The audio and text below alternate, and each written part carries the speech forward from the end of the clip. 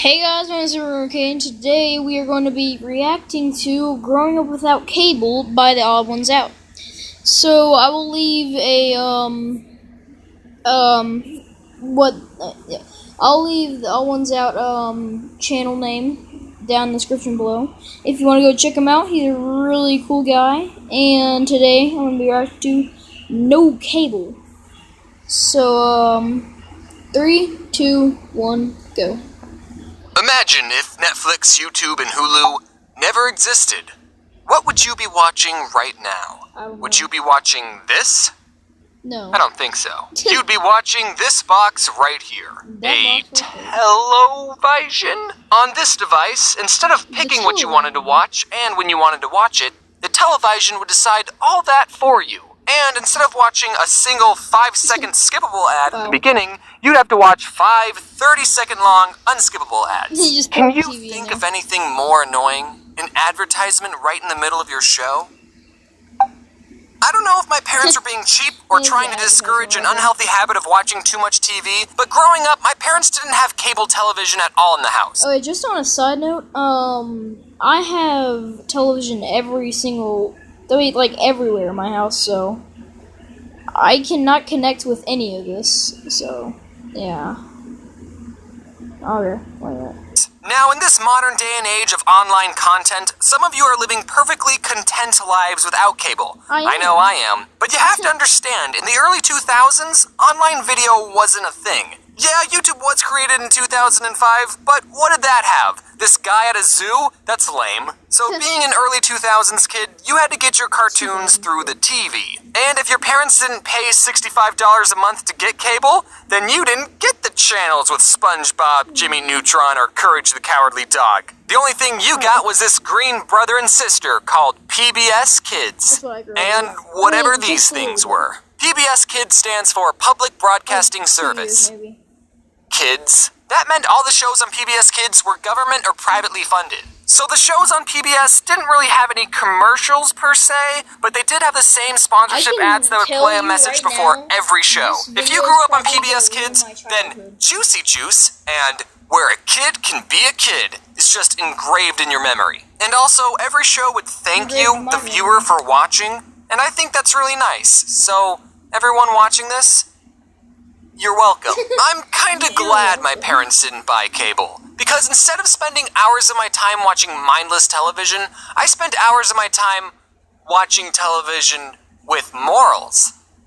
And math. Yep, a lot of shows on PBS were either educational or taught you how to be a good person. The shows I'm gonna mention had pretty crazy concepts, but the conflicts in each episode were very down-to-earth and slice-of-life-y, almost like the shows were made for children. Like in Clifford the Big Red Dog. It's a show about this girl's dog who grew up to be the size of a freaking house for no reason, except for the fact that the girl loved the dog so much that he grew up to be a monster. So that means if your dog is normal-sized, you don't love it enough.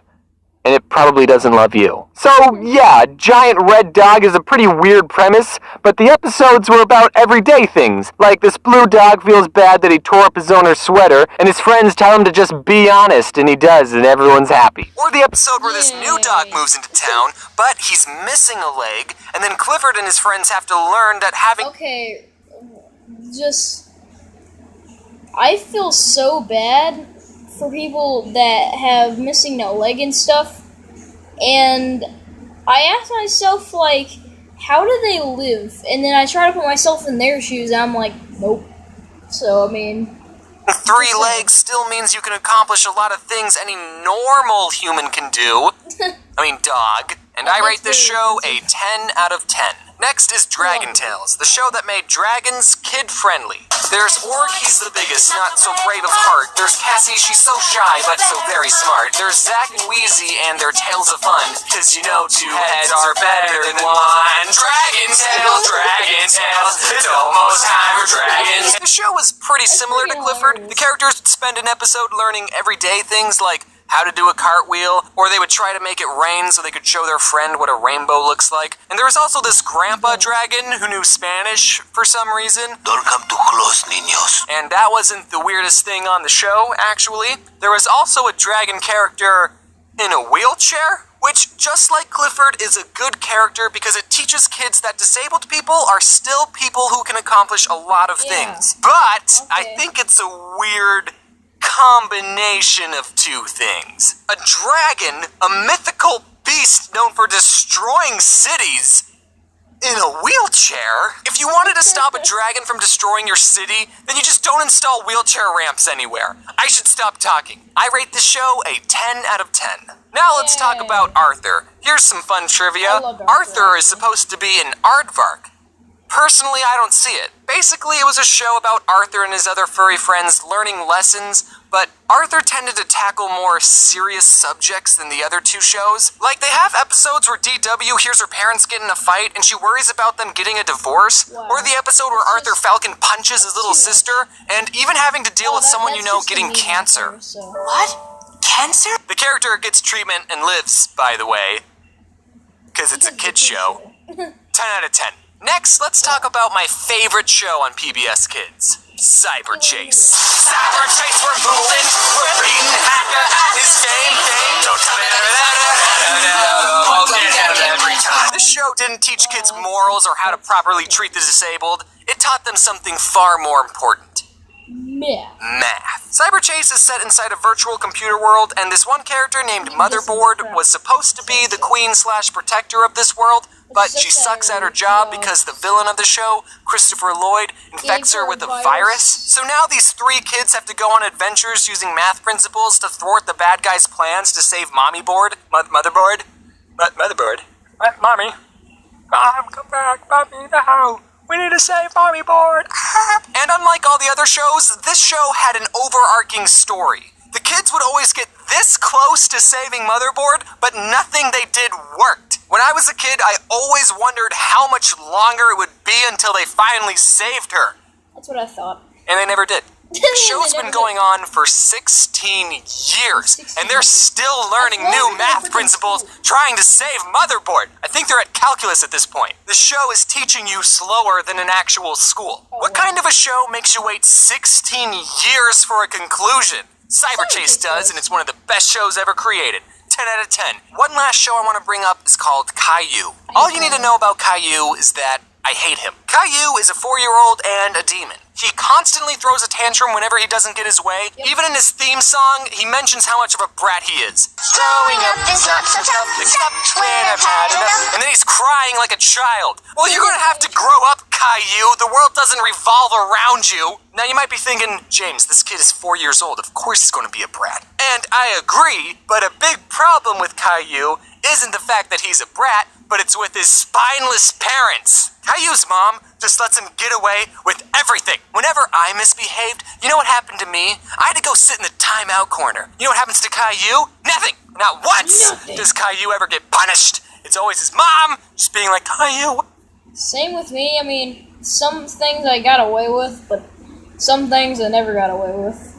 And also, what the frick is happening with her mouth? It's just like... What you said wasn't very nice. Now go behave, okay? 0 out of 10 with the show with just the humans. I hate it. I just realized that all the shows I mentioned were animated, but there was a lot of non-animated shows that I still watched. But whatever, I could just say that these shows fit the theme of my channel. Or I could make a part 2, I can do whatever I want. Now, as a die-hard PBS fanboy, I think I speak for everyone when I say that what PBS was missing was a crossover episode. How hard would it have been for the Clifford people and the Dragon Tales people to coordinate an episode where the three-legged dog finds the dragon scale, he could dig it up out of the sand because dogs like to dig, except this dog wouldn't be that good at digging. And then he would meet up with a wheelchair dragon and they could be best friends. I would have loved that. As much as I'm joking about it, as a kid, I actually really wanted a crossover episode between the shows Clifford and Clifford's Puppy Days, which is another show that follows Clifford before he was interesting,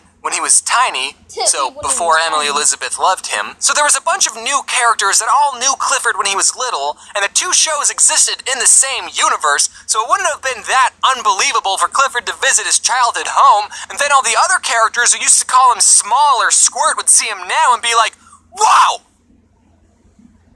What the f*** happened to you? You see, it's funny because it's a kid's show and you wouldn't expect them to say that. I waited patiently for that crossover episode, but it never came. Okay. least I have fanfiction. George? He wagged his tail and smiled. Clifford, it's so good to see you. He nuzzled him as a greeting. Nice to see you too. Oh It's been over 7 years since I last saw you. Yeah, it had, Clifford said happily. George turned his back to the hill. Here I come. There's no quotation marks, by the way. He got ready to tackle him. Oh my He God. punched George off, and they rolled down. Then, when they got to the bottom, George pinned Clifford, who was panting.